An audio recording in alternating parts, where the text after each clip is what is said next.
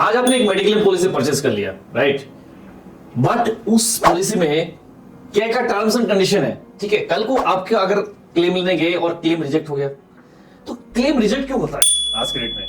कोई भी mediclaim policy अगर आपने परचेस किया, आपने सुना होगा भैया मेरे को तो किसी ने बोला भैया मेरे को तो क्लेम नहीं मिला, तो उस टाइम क्या आपके दिमाग में नेगेटिविटी आया, अरे ये तो हेल्थ इंश्योरेंस कंपनी क्लेम नहीं देती। बट आपको जानना जरूरी है क्यों कंपनी क्लेम रिजेक्ट करती है। तो इस वीडियो को अगर आप देख लेंगे ना, मैं गारंटी से कहता हूं आपका जो है claim most of the time, अगर आपने पॉलिसी ले लिया, आपको टर्म्स एंड कंडीशन है, तो वहां पे जाके आपको दिक्कत परेशानी नहीं होगी, ठीक है। मोस्टली आपको क्लेम पास हो जाएगा। किस पॉइंट से आपका जो क्लेम पास नहीं होता, वो चीज मैं आप इस वीडियो में डिस्कस करूंगा। आप वीडियो को पूरा देखें, वीडियो को स्किप ना करें, ताकि आप जो है दूसरों को भी बता सके भैया तेरा पॉलिसी में अगर ये चीज कवर नहीं होगा, ठीक है, तो क्लेम रिजेक्ट हो सकता है। अगर कुछ ऐसे कंडीशन अगर है तो भाई साहब क्लेम रिजेक्ट हो सकता है। तो वीडियो को पूरा देखें और उनको मैक्सिमम से मैक्सिमम आपकी नियर एंड डियर उनको भी शेयर करें, ताकि उनको भी आइडिया लगे भैया ये जो है ना क्लेम क्यों रिजेक्ट हो रहा है, राइट। तो दोस्तों वीडियो शुरू करने से पहले मैं कुछ इंट्रोडक्शन देना चाहता हूं। मेरा नाम गोविंदा रॉय है। इसी इंडस्ट्री से लास्ट 17 ईयर से मैं जुड़ा हूं। काफी मोस्ट ऑफ द कंपनीज में मैंने एज अ सीनियर लेवल पे काम किया और हमने काफी लोगों का क्लेम सेटलमेंट करवाया, आज भी कर रहे हैं। तो मेरा जो प्रैक्टिकल एक्सपीरियंस जो है मैं वीडियोस में शेयर करता हूं। दोस्तों अगर आपने चैनल को सब्सक्राइब नहीं किया तो कर लीजिए, ताकि ऐसी इंटरेस्टिंग एंड नॉलेजेबल वीडियो जो एवरी वीक मैं अपने चैनल पर अपलोड करता हूं, उनको देखिए एक बेस्ट से best financial as well as insurance के लिए आप डिसीजन ले सके। वीडियो की शुरुआत करते हैं। तो दोस्तों सबसे पहले किसी भी पॉलिसी अगर आपने परचेस किया, राइट, तो अगर आपको नहीं पता तो पता होना जरूरी है, ठीक है। मेरे पास कभी कभार क्लेम आता है, जैसे हमने पॉलिसी सेल किया तो क्लेम आता है कि भैया हमने पॉलिसी ले ली और 10-15 दिन के बाद फोन आ जाता है भैया मेरे को ऐसे बीमारी हुई, प्रॉब्लम हुई। तो आपको सबसे पहले ये जानना जरूरी है, आपको initially waiting period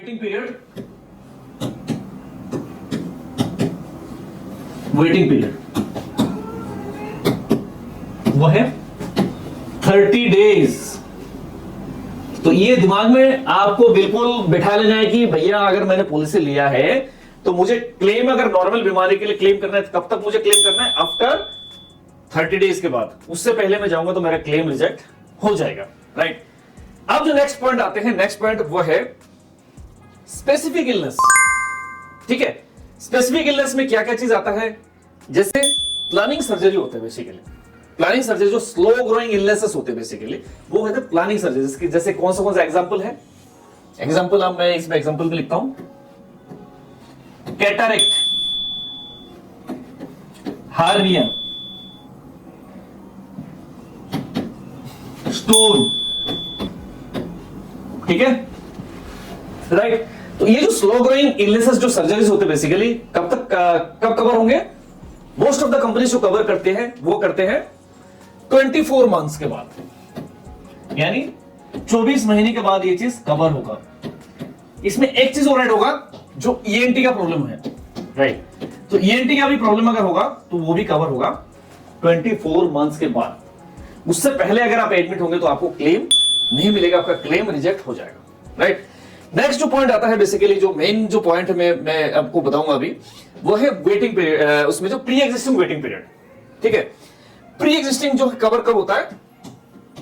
pre existing अगर आपकी पॉलिसी में लग गया, कोई भी अगर इंश्योरेंस कंपनी में जो प्री एग्जिस्टिंग लगाया है, तो मोस्ट ऑफ द कंपनीज जो है वो प्री एग्जिस्टिंग जो है 3 इयर्स का लगाते हैं। 3 इयर्स या तो 4 इयर्स का भी हो सकता है, 48 मंथ्स का भी हो सकता है। अच्छा, मंथ्स में होता है बेसिकली, ठीक है।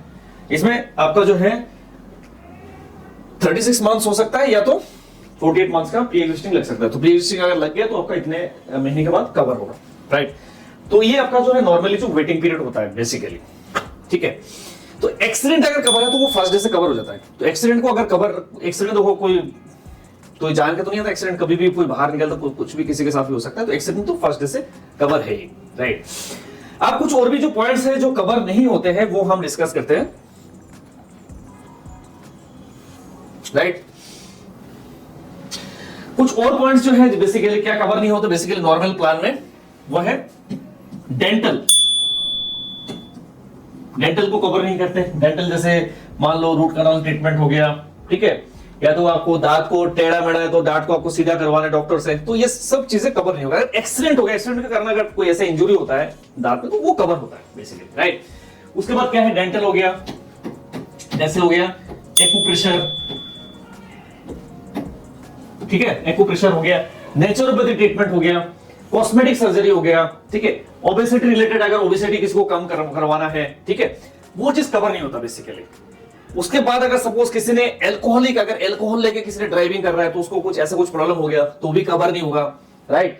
उसके बाद एक और सबसे बड़ा जो पॉइंट है, सबसे जो मेन पॉइंट है, वो है इन्वेस्टिगेशन एंड इवैल्यूएशन। काफी हमारे पास कॉल आता है कि भैया मेरे को ना ऐसे कुछ दिक्कत हुआ था तो मैं एडमिट हो गया था, डॉक्टर ने मुझे जांच पड़ताल के लिए एडमिट किया। इन्वेस्टिगेशन इवैल्यूएशन मतलब जांच पड़ताल के लिए, ठीक है। तो ये आप ध्यान रखिएगा, इसको आप लिख लीजिए, इन्वेस्टिगेशन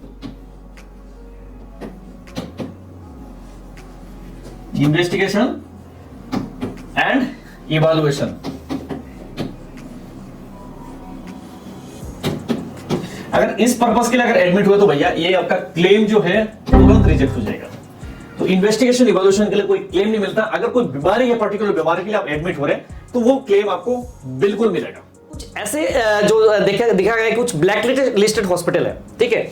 अगर ब्लैक लिस्टेड हॉस्पिटल अगर होगा, ब्लैक लिस्टेड, ध्यान रखिएगा, ठीक है, ब्लैक लिस्टेड हॉस्पिटल अगर वो है ना, हॉस्पिटल अगर है तो वहां पे आपको क्लेम नहीं मिलेगा।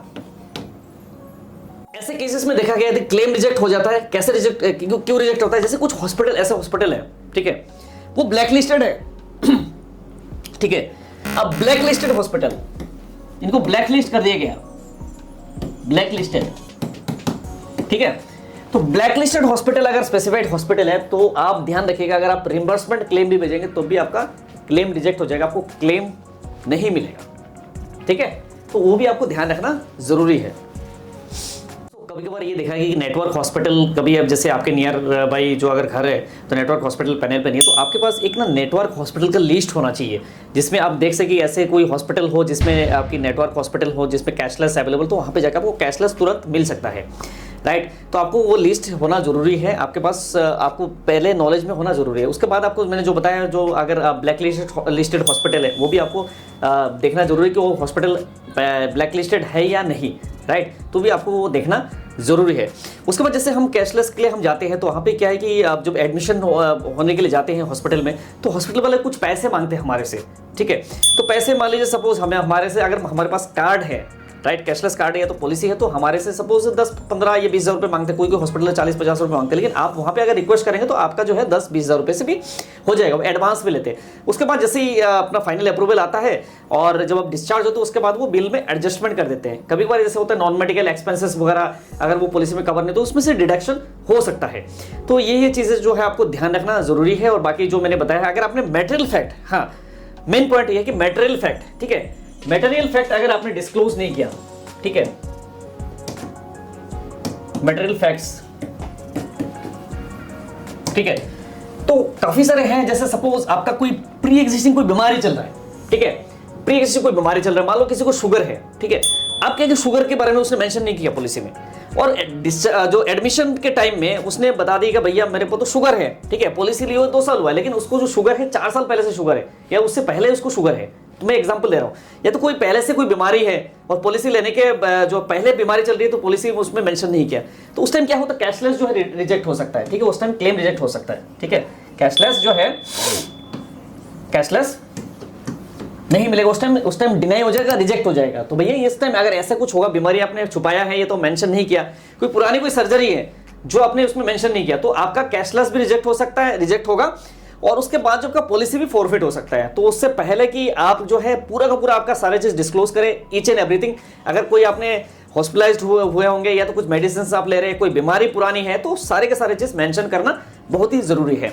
तो दोस्तों ये था छोटा सा एक इन्फॉर्मेशन आप लोगों के साथ मैंने शेयर किया कि कैसे कैसे जो है आपका कैशलेस जो है किस रीजन से आपका कैशलेस रिजेक्ट हो सकता है, क्लेम रिजेक्ट हो सकता है। तो ये चीज अगर आप फॉलो करेंगे तो आपका कैशलेस या तो क्लेम रिजेक्ट नहीं हो सकता। ये था मैं जो क्लेम रिजेक्ट ना हो उसके लिए मैंने कुछ पॉइंट्स बताए। अगर ये सब चीजें जो है अगर फॉलो करेंगे तो मोस्ट ऑफ द टाइम जो है आपका क्लेम रिजेक्ट नहीं होगा, राइट। और कुछ और भी पॉइंट्स अगर मेरे से छूट गया तो आप कमेंट बॉक्स में जाके कमेंट कर सकते हैं, मैं रिप्लाई करूंगा।